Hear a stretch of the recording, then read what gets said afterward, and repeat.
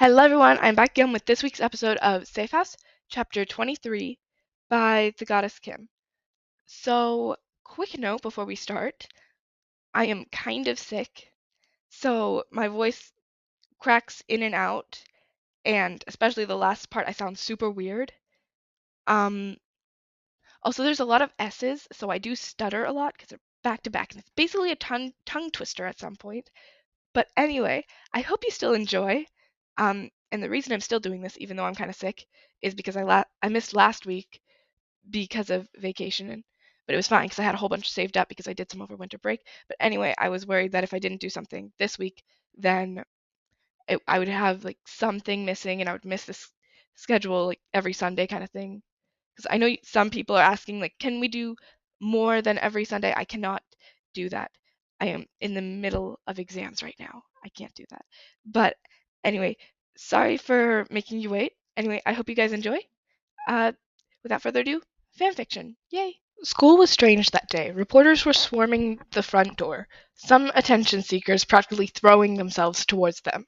A girl was being interviewed by a news reporter next to them. She looked uncomfortable and kept throwing glances at the camera that was being shoved in her face. Hannah was standing next to the gate, styled up too much, and kept posing whenever a camera pointed in her general direction. It's sad how deep people can sink, Akimi said, shaking her head. Instead of meeting inside, they were sitting on a bench observing the students and reporters. Paul nodded and rested his chin on his hands, which was propped up on his knees. Will was glancing over at Betty, who was sitting next to them, staring off into space. Nico frowned at a reporter who was coming towards them. Hello, he said cheerfully. The five teenagers glared at him. The reporter gulped. Your classmate over there, he motioned towards Brad, mentioned that you were friends with one of the main suspects of yesterday's attack at the mall. Q glaring at Brad, who whimpered and hurried off. What's it to you? Akimi said. I wondered whether I could interview you, maybe. The reporter sounded unsure. Why? Betty snapped. The thing she said today. Because I want to go to Europe, the reporter said. This surprised Nico. What? I want to write about the Champions League final next Saturday.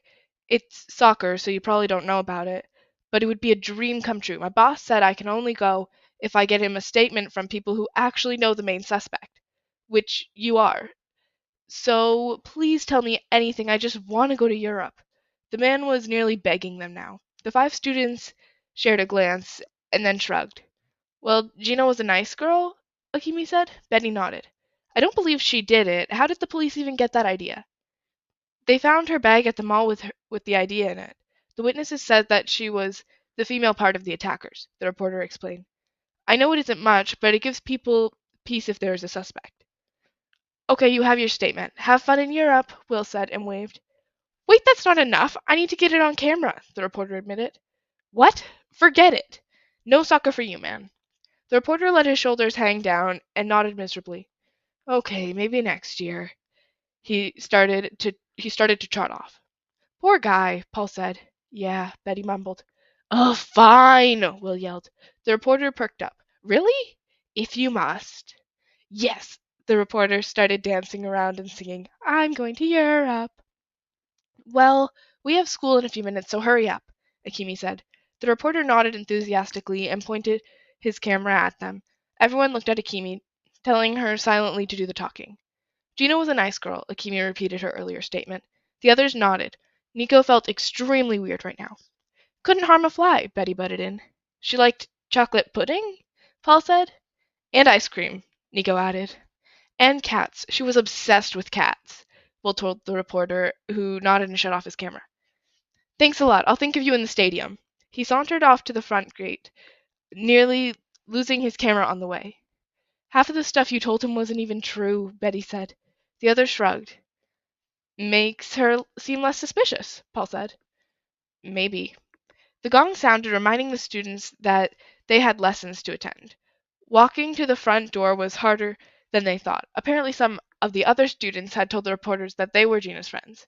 Nico saw Hannah now in front of a camera, talking to a reporter. Spacey was always a little violent. Just Wednesday, she slapped me and pushed me into the pool without any reason. I just told her how nice she looked in her bikini and she went mad. Hannah acted confused. Nico wondered what was wrong with the girl. The reporters kept bugging them until they disappeared through the door. A security guy was holding them outside. Let's not go out there before school ends, Akimi suggested. Agreed. Are you okay, Betty? Will asked, concerned. The girl was staring at the floor and was walking quietly next to the others. Not really. I learned an hour ago that my best friend supposedly murdered 4 men in a mall, that she apparently was a member of a violent youth gang and had mental problems.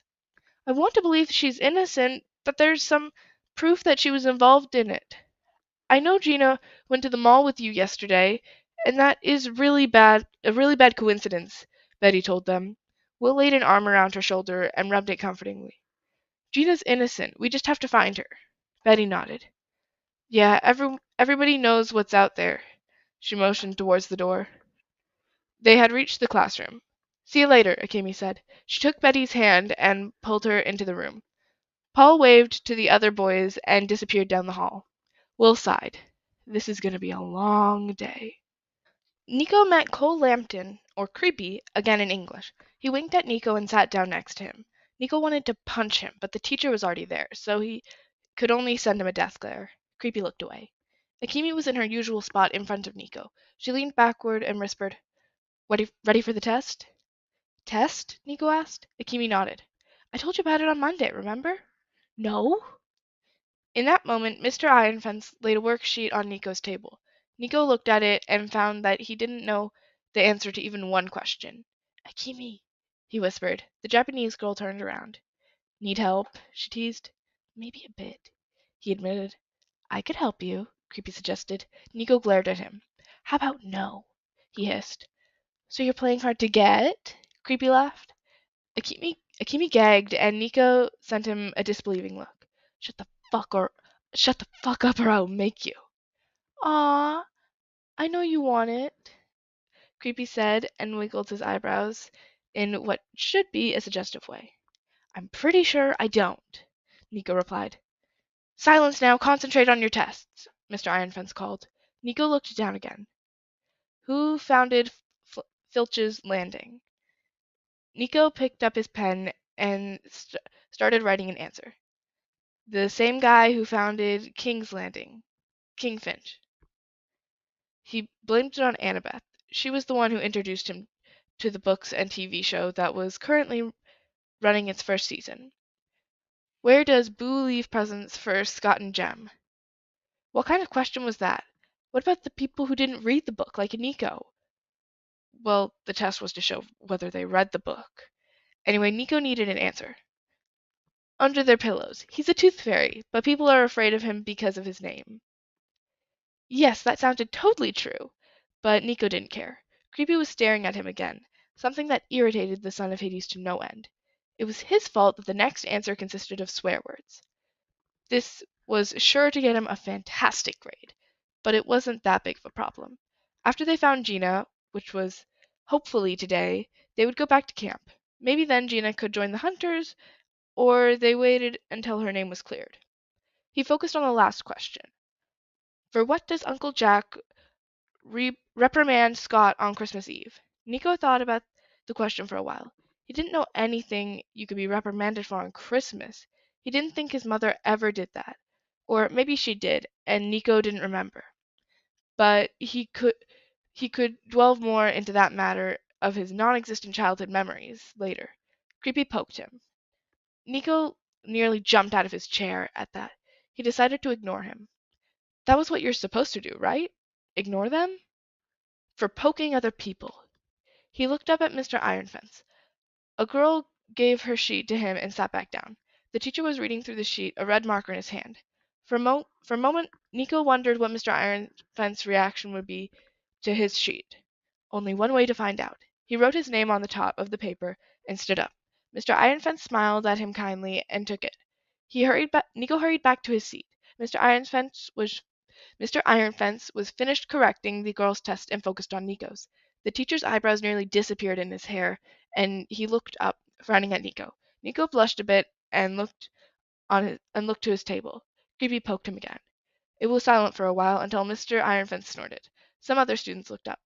Go back to work, kids, he said, and some shrugged and went back to writing. Akimi got up and handed her test. Creepy reached over and poked Nico again. The son of Hades considered breaking his finger, but that wouldn't go unnoticed. Instead, he rested his chin on his hand and started playing with his pen. "Mr. D'Angelo, could I please see you after class?" sounded Mr. Iron Fence's voice. Some students snickered. Nico looked up and nodded. The teacher was trying hard to stay serious. Nico started playing with his pen again, and Creepy went back to poking him. Why was he doing that anyway? Akimi turned around in her seat. "What did you write for number 5?" she asked quietly. "What was number 5?" "The thing with the presents. Something about tooth fairies," Nico shrugged. Akimi looked dumbfounded. "Tooth fairies?" she yelled. Some snickered. "You believe in tooth fairies?" asked a girl. "Yes, they come out at night and poke out your eyes," Akimi said, imitating poking someone. The girl looked freaked out and turned away. "Silence!" Mr. Ironfence called. "Well, werewolves eating hearts, tooth fairies poking out eyes. What kind of TV do you watch?" Nico asked. "Tooth fairy thing is made up. As to your answer, are all of them like this?" "Pretty much," Nico yawned. Gods, he was tired. "The werewolf thing is too, by the way," Nico said. "Werewolves don't try to eat your heart. They try to bite you and turn you into one of them." "You sure?" Ikimi asked, challenging. "Yeah, at least the ones I met. One of them tried to rip out my throat. Only scratched my arm, though," Nico said. Akimi nodded slowly. "I forget that you fought in a war." "Two, actually, but that isn't really important right now." Creepy poked him again. "Why is he poking me?" he asked Akimi. Akimi shrugged. "Who knows? The guy is strange." The gong sounded, interrupting the two of them. The students started to trickle out, leaving Nico alone with Mr. Ironfence. Akimi gave him an encouraging smile while Creepy smiled creepily. That wasn't encouraging at all. Nico couldn't wait for Will to punch the guy. "So I take it you didn't read the book," Mr. Ironfence said, now really serious. "You could say that." You realize that this test is going to be part of your grade at the end of the year, right?" "Yes, I'm aware of that," Nico replied. He didn't know he could talk like that. Also, he didn't care about the grade. That would be gone in the next few days. "I can't give you a detention for the test, but I can give you a detention for not doing your homework," Mr. Ironfence said. Nico nodded. "And I wish to speak with you about correct behavior during class. I can't have you talking with other students and not doing your work." "Okay," Nico said. He started fiddling with the hem of his shirt. Couldn't Mr. Ironfence hurry up a bit? He had better things to do. A knock sounded at the door. "Yes?" Mr. Ironfence called. The door opened a bit and Will poked his head in. Um, hello, Mr. Whatever. I was searching for—" "There you are!" Will exclaimed. Mr. Ironfence looked at Nico. "You know him?" Nico nodded and started fiddling with his shirt again. "Everything all right?" Will asked. "Yes, you in chemistry. Bye, Will," Nico said and waved Will to go. Will looked suspicious but left the room anyway.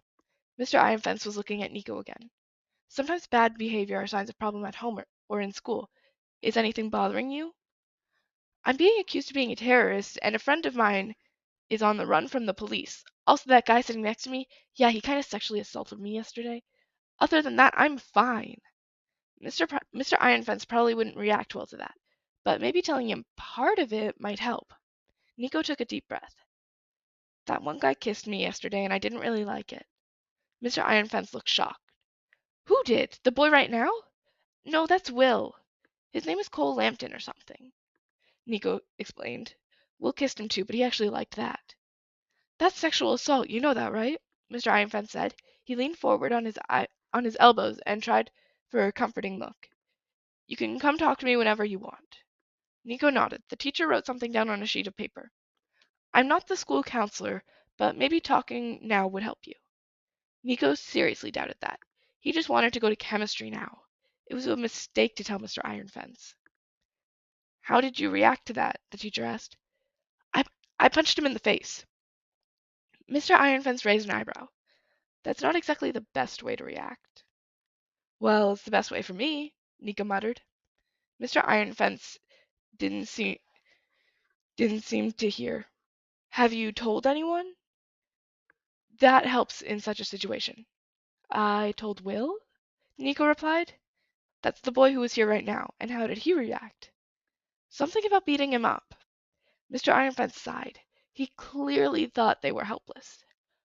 Okay, if there's any more problems, tell me and don't beat him up. Nico nodded. Are we done here? Nico asked. Mr. Ironfence smiled slightly and pulled out Nico's test. A big F was written on the corner. Nico took it and slipped out the door. Outside, a group of students were waiting, shooting Nico glares for letting them stand outside. Will was leaning against the wall behind them. What about see you in chemistry, don't you understand? Nico asked him. He walked away from the door towards the science building. Will kicked off the wall and followed him. I was curious. What were you talking about? Nico sighed. First about my awesome test results. Nico waved with the paper. Then about the kid from yesterday who was constantly poking me during class. He's so annoying. Another reason to beat him up, Will decided. Do you have plans for lunch? Nothing except eating. Why? Nico asked. There's an Italian takeaway around the corner. We could get some and meet the others in the library, Will said. Nico chuckled. Sounds like a plan. So that was Safe House, chapter 23 by the goddess Kim. I hope you guys enjoyed. Again, I'm sorry that my voice sounded weird, but again, sick, but I'm still doing this because deadlines and stuff. But I hope you guys enjoyed. Don't forget to like so I know you enjoyed. Comment because I love reading all of your comments.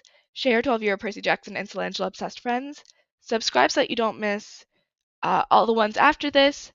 Um, and I still plan on doing Healing in the Dark, which I've just learned is apparently very triggering and has a lot of self-harm. However, I still haven't actually read the full thing, so I'm probably going to be reading the full thing with you guys. Anyway, so yeah, look forward to that. Subscribe so you don't miss that. And I do plan on doing Solangelo one-shots at some point once I get more time. Again, in the middle of exams. Don't have a lot of time for that right now, but I'm trying to keep this one going, even though exams. But yeah, so leave more suggestions for one shots. I did get one suggestion. I think it's called What Goes Around Comes Around. And I will plan to do that, A, once I get more time, and B, when I learn which site it's on.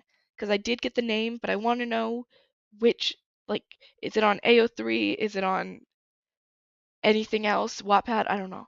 I need someone to tell me which site that's on so I can get the right one to read. Anyway, I'm sorry that the intro and outro to this video have been like so long. But anyway, I hope you guys enjoyed. Have a great day. I'll see you next week. Bye.